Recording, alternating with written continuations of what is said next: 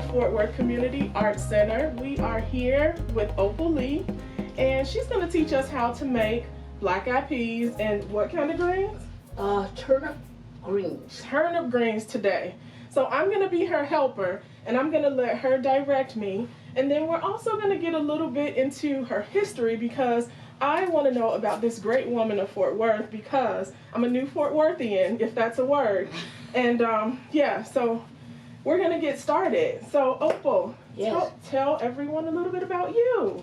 Well, I'm really a little old lady in tennis shoes getting in everybody else's business. And so I'm delighted that you young folks asked me what I'd be doing my annual dinner together for New Year's. Every year I invite friends and family to my home. I cook everything I think they might want, because I'm not going to do any more cooking the rest of the year. And so right now, I'm going to show Angela how I go about picking black-eyed peas. Now I don't want you to think I'm going to the farm. We do have a farm, and some vegetables we have are coming from the farm. But we're not picking the black-eyed peas from the farm. I'm picking the things like that shouldn't be in it. You just don't take dried black-eyed peas and cook them. You got to pick them first. So I get me a handful. One. And then I pour them in the other hand, and I take out the things that are trash or whatever that is, or the bad ones, and I put them here. Okay, so tell me why you take out the bad ones. Well, sometimes they're packaged and they may have little rocks in them, and the half ones, they're good, except if you use the half ones, they make it becomes juicy. It becomes mushy.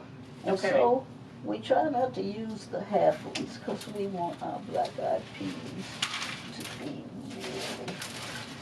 really Okay, so then tell me the significance of black-eyed peas for New Year's. When the enslaved were told they were free, 1865, when Gordon Granger made his way to Galveston,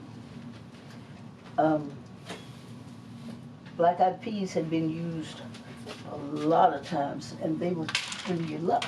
Yes. And I'm so sure when he told them they were free, to know that their luck hadn't run out. Yes. They were delighted. And so that tradition has kept up. Black-eyed peas are lucky.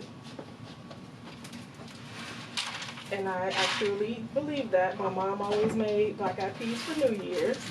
So we know about the luck of black-eyed peas. And greens. Greens are to see that you have money. Okay, so let's talk a little bit more about what's going to go in these black-eyed peas as we pick them. All right, we're going to put some garlic in it. Okay. Oh, Angela, garlic makes them taste so good. Yes. And then there'll be a ham hock. Okay. That will give us the seasoning that we want. Okay. Yeah. So then, with the ham hock, do we add any seasoning, any additional seasoning, or is it just that? Well, if it's a smoked ham hock, it already is seasoned. You don't have to worry about it. But if it's just plain, then you'll have to season it up. Okay. All of the seasonings, garlic, salt, onion, salt and pepper, all those things will add to it. And it makes a good dish. Okay. Everybody looks forward to the black-eyed peas and the greens New Year's. Okay, I put the black-eyed peas in water to soak overnight, but I've already got some. Now, most people cook their garlic in with the black-eyed peas, but I find that it does just as well to put them in there. And that, my child, we'll have for New Year's. That looks delicious. Okay, so now that the black eyed peas are cooking, let's talk about these greens. Girl, listen. Greens are part of this dinner. Without the greens and the black eyed peas, it wouldn't be relevant. Okay. Because slaves had their own little crops close to their cabins where they raised their greens and their black eyed peas. Okay. The peas for luck, the greens for money. And if you didn't have that, it was a point where you might not have those things. Okay. Doing it here. So tell me where we got these greens from. From Opal's farm. Okay. I want you to know that we've got a farm, and it was started when I polled people standing in line at our food bank. And we are servicing some 500 families a day. Angela, each leaf has to be looked at back and front because there might be worms. Except we don't have worms at our farm. That's right. We don't use pesticides and we don't have worms. But each leaf has to be looked at. Okay. Because again, we don't want anything that might be on the leaf. We want to be able to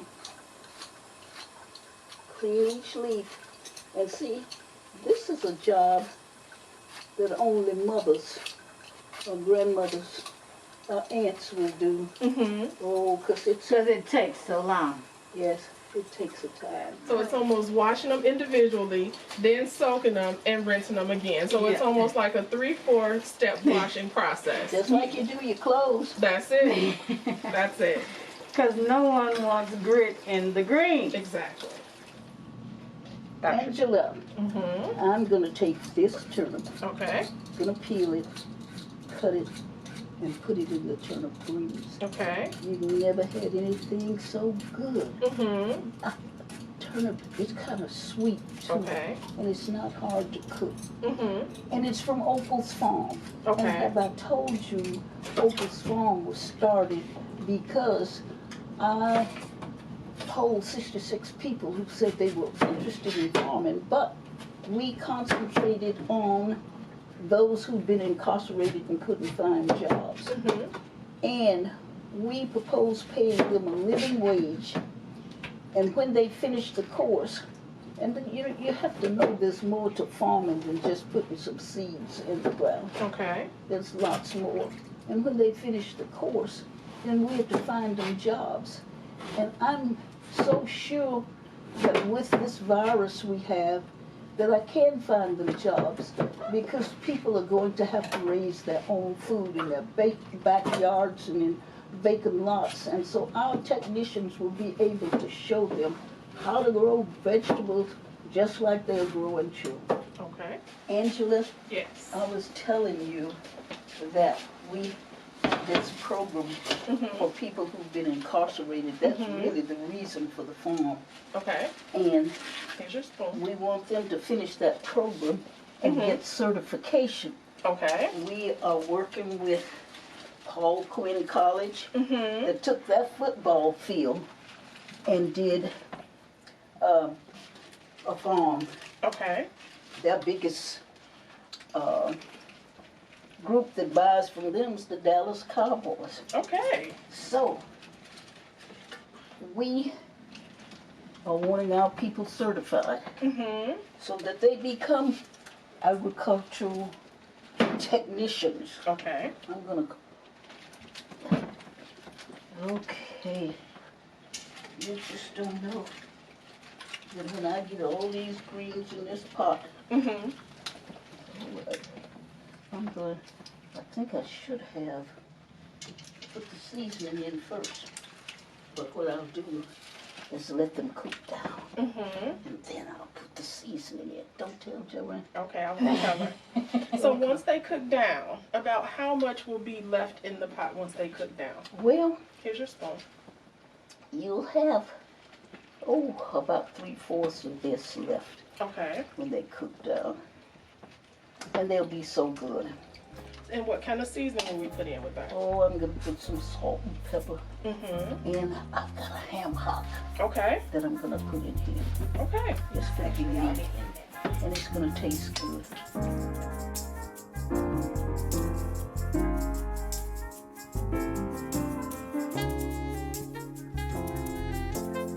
I found out as I was walking through this amazing home that you are also a member of Zeta Phi Beta sorority.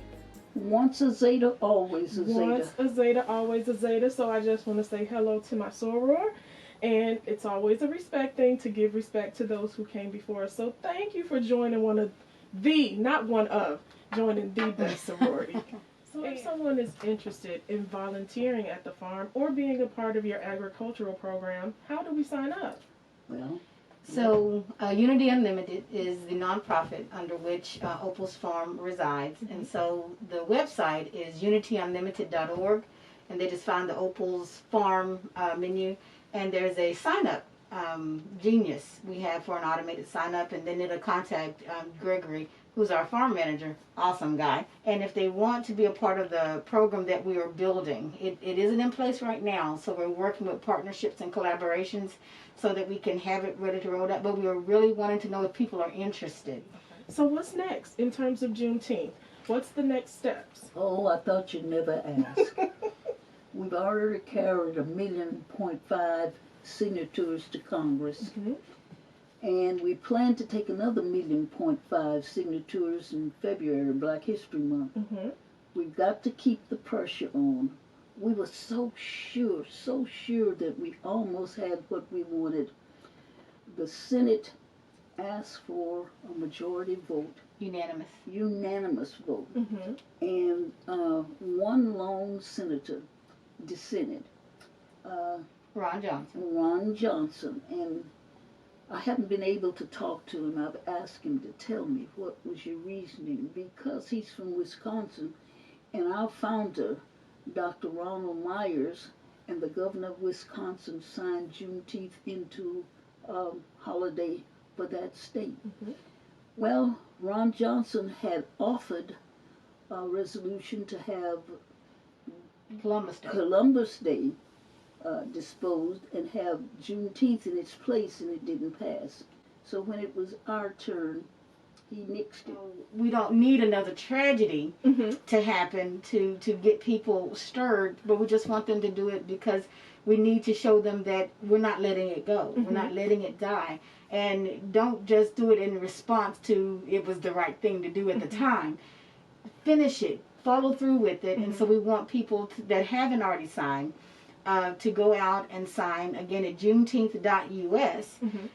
Just in the next, we got 60 days. Show them it's still relevant, because if we don't get it done now, June will be here, and the legislation won't happen. So I'm just wanting some of the celebrities to understand that Juneteenth is a unifier. The enslaved weren't free in 1876. 1776.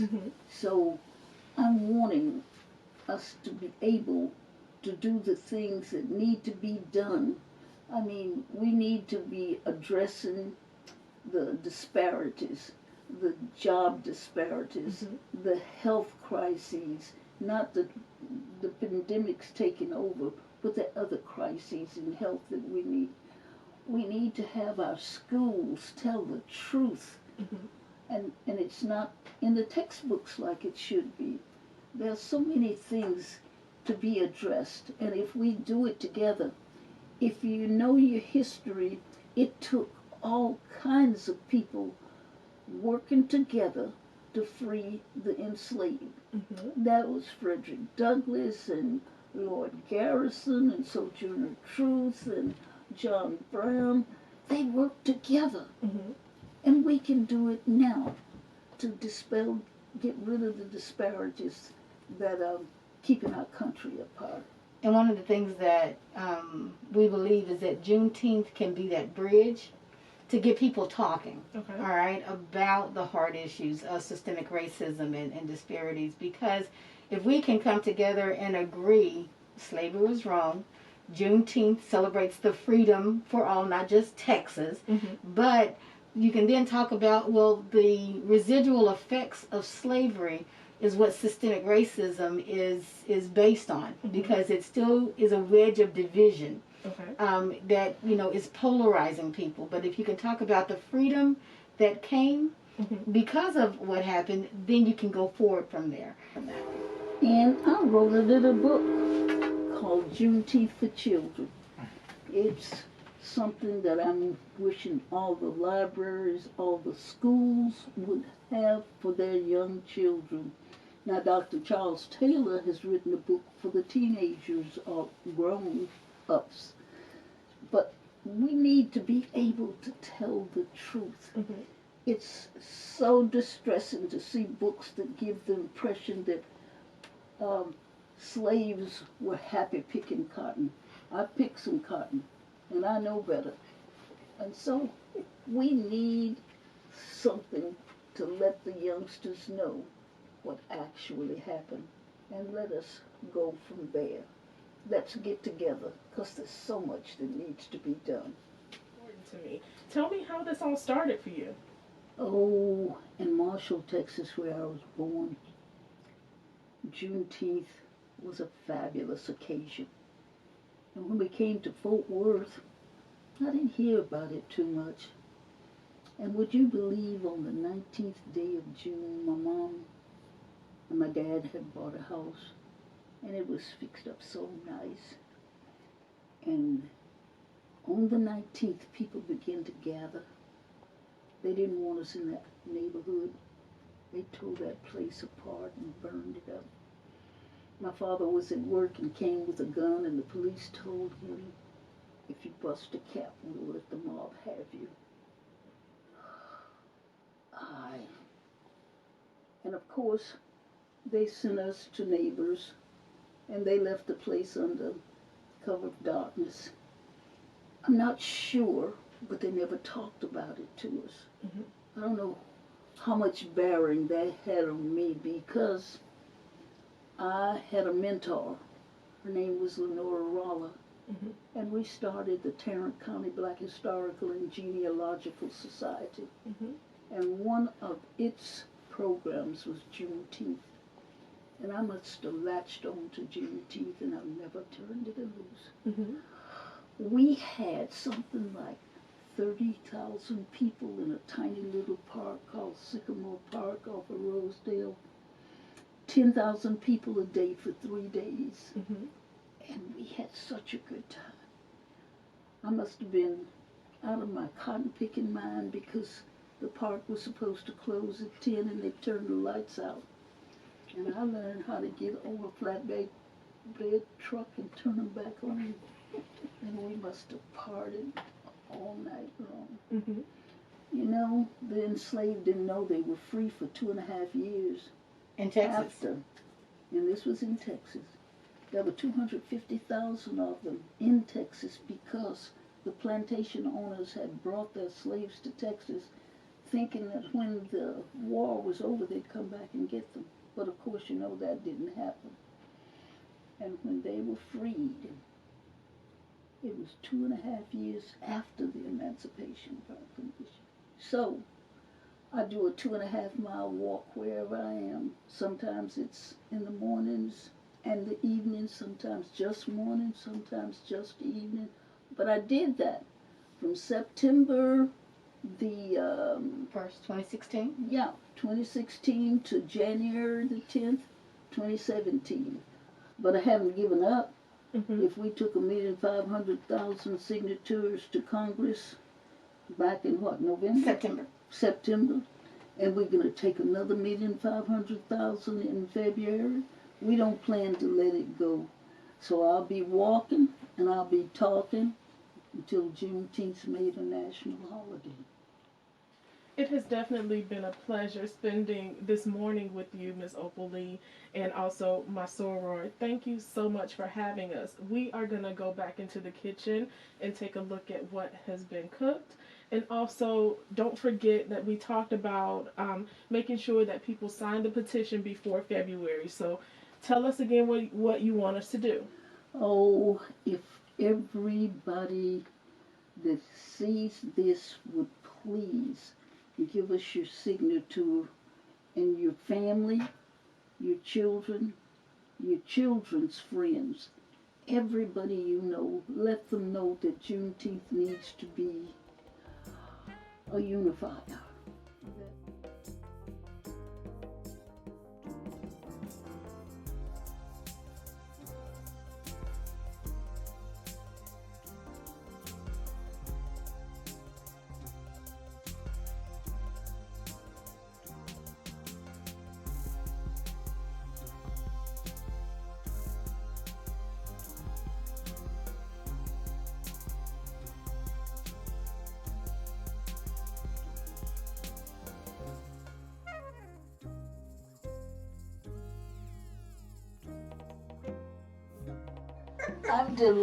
I'm delighted that you came, and I wished you'd come again. I will come back. Please. I enjoyed it. And of course, Dion, my granddaughter, well, she's part of the mix. You know. Oh, and so I want to make sure that we give you some parting gifts. Okay. I don't know how many other hosts do. I like gifts. All right. But that's an autographed book of Miss Opal's. All right. And for a souvenir from our walk to D.C. All right. Opal's walk to D.C. And we dropped off a 1.5. Still need another 1.5. Thank you. And of course, always social distancing your Opal's walk pass. Thank you so much. Thank you. Sign the petition, Juneteenth.us. And Sign have the everybody petition. else you know sign the petition. Sign the petition.